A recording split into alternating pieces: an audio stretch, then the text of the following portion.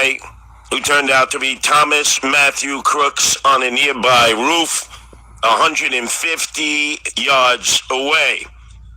3 shots first, one of which pierced the ear of Donald Trump. He immediately went down.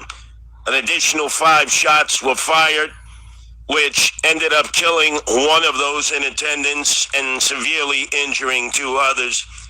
Then 2 snipers who were in a nest in a building with a roof to the left of Donald Trump spotted the gunman and fired shots that pretty much blew his head right off of his shoulders as he laid on the roof of this other warehouse building.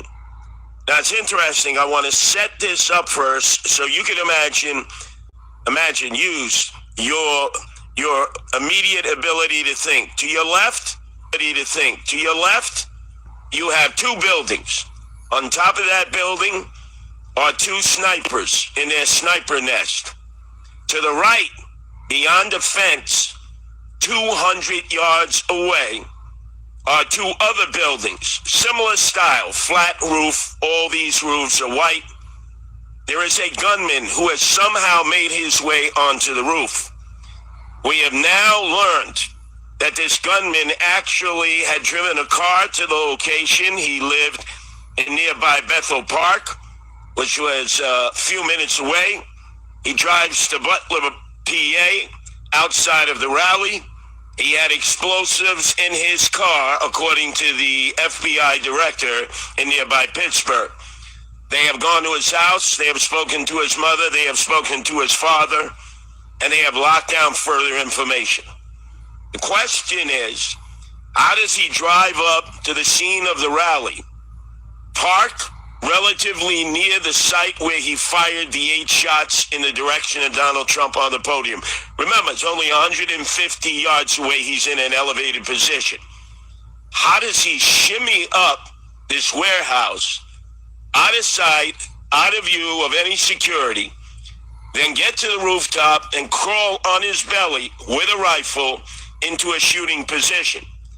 Well, we're not getting any answers from the Secret Service. They didn't even bother showing up at a press conference last night that was conducted by the FBI director from Pittsburgh, the state police commandante from Harrisburg, and all the local police. They didn't even bother showing up.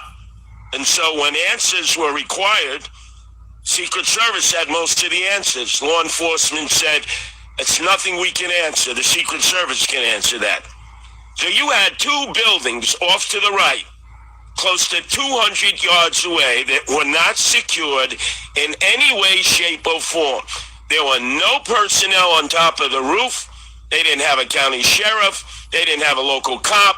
They didn't have a member of Secret Service. They didn't have FBI. Nothing around those 2 buildings. That was on the other side of a small fence. That's the only thing that separated it from the parade grounds where the 50,000 MAGA supporters were gathered and were already listening to President Donald Trump 7 minutes into the presentation. Now, the only clear and concise information actually came from an eyewitness. If not for this eyewitness, we might not know the failures of the Secret Service and the security apparatus that should have been set up long before Donald Trump and his entourage arrived. Imagine, no personnel on the roof, no personnel on the sides of these 2 buildings that are only 200 yards away, and this gunman that we now know is named Thomas Matthew Crooks drives right on up to in proximity to the building, shimmies up the building, crawls on his belly with a rifle, taps 3 shots right at Donald Trump, followed quickly by 5, and then eventually the sniper's nest zones in on him. 1 shot blows his head right off his shoulders. Listen to the eyewitness describe it. He is concise. He is clear. He has given us more information than all the federal, county, state, and local agencies combined. Someone who was here. You weren't inside the event, but you were just outside. Tell us what you saw and what. So we had a party here all day. You can see behind us at the Brinkles Farm and Greenhouse here. We had a party, and we all decided, hey, when we hear Trump up there, we're going to walk up through the field, stand by the trees out there under the shade, and listen to the rally. Right? We couldn't see them, but we could hear them. So we walked up, and probably 5 to 7 minutes of Trump speaking. I'm estimating here. I have no idea, But we noticed a guy crawling, bear crawling out the roof of the building beside us, 50 feet away from us. So we're standing there, we're pointing at the guy crawling up the roof. And he had a gun, right? He had a rifle. Right. We could clearly see him with a rifle. Absolutely. We're pointing at him. The police are down there running around on the ground. We're like, hey, man, there's a guy on the roof with a rifle.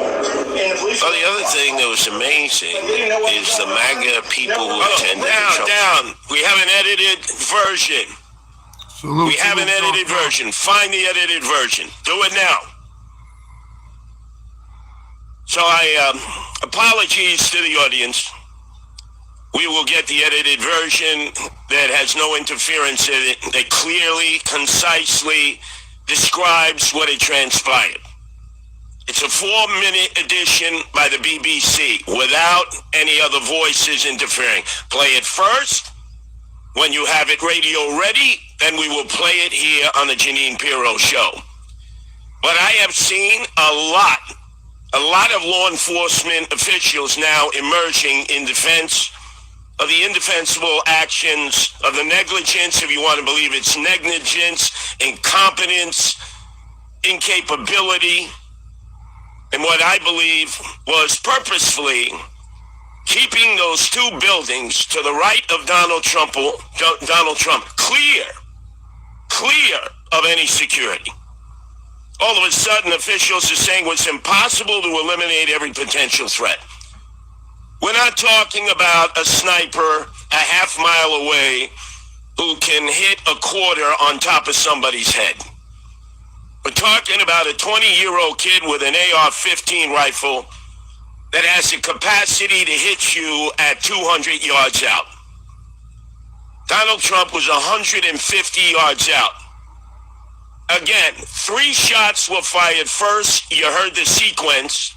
There was a pause. Then another 5 shots. Then a pause. Then screams. And then 1 shot that came from the Secret Service snipers who were to the left of Donald Trump on top of a roof. It is inexcusable. How does somebody scale a roof overlooking a campaign event just 200 yards away, and all of these agencies, it's like a cluster, you know what? And all they can do is say, well, anything is possible at these campaign events. This is hard. Anything is possible. This is absolutely unacceptable. Exactly. And I know there's going to be praise for the Secret Service agents who are attached to Donald Trump's team. Absolutely. They should be applauded. We saw their heroism as they dived up on the stage to protect President Trump and risk their own life, shielding him all the way till they took him to the SUV. Female agents, male agents. They guarded him with their lives. And yet, President Donald Trump was able to emerge from that scrum as they surrounded him and pump up his fist and keep telling the crowd his blood was streaming down his face. Fight, fight, fight, fight. And then, as he had to struggle a bit because he did not have his shoes had fallen off when he hit the deck as the additional shots were fired. He then was able to negotiate his way down the steps and be carried, still on his feet, into the SUV, again, pumping his fist, alerting the crowd of MAGA supporters, the nation, and more importantly, leaders around the world, that he would not fold, he would not surrender, He was damaged, but he was not down for the count. That was such an important historical moment. The vision of that, the picture of that will resonate for years, through generations. Horrible, bro. And then we saw, as they scurried about, took the president from the location, took him to a nearby hospital where he was cleared of any serious injuries, and then he was flown back to New Jersey where he spent the night. I gotta tell you, ladies and gentlemen, the Secret Service attached to Donald Trump did a great job. The overall Secret Service detail must be held accountable. When I hear all these excuses that are emerging this morning, after a night of silence, it's impossible to eliminate every potential threat. 200 yards away, a young guy scales a roof overlooking the campaign event. And all these agencies are saying, well, sometimes things happen. Sometimes things happen. Now, it's time for Protecting Your Investments, sponsored by Colonial Metals Group. Here's Judge Janine. Y'all heard it from Curtis Rock Sliwa, man. Again, we will play the 4-minute actual witness who was on the site. Just to give you some reference here, he and his friends had decided to leave the rally because it was too hot. They retreated back to a grove of trees so that they could be cool and calm. They could hear President Donald Trump from there. And that's when they saw the gunman up on the roof. They were stunned. They were saying to the police who were on the ground, there's a gunman on the roof, there's a gunman on the roof. They were screaming at the Secret Service, there's a gunman on the roof, there's a gunman on the roof. Nothing was done. Then again, in sequence, 3 shots fired at Donald Trump by the gunman who is now visible, followed by 5 shots. Then eventually followed by a single shot by the Secret Service that was on the far side on 2 other buildings that shot the shooter right in the head, virtually separating his head from his body. We'll continue that as we return to the Janine Pirro Show. Judge Janine.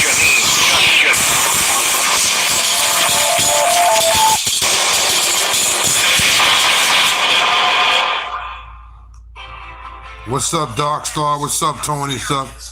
So that was Curtis Rock Sliwa.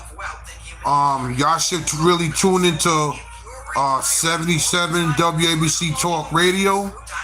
And the whole thing was shameful, man. It was just really, really, really shameful, man. The whole thing was shameful. Hold on for 1 minute.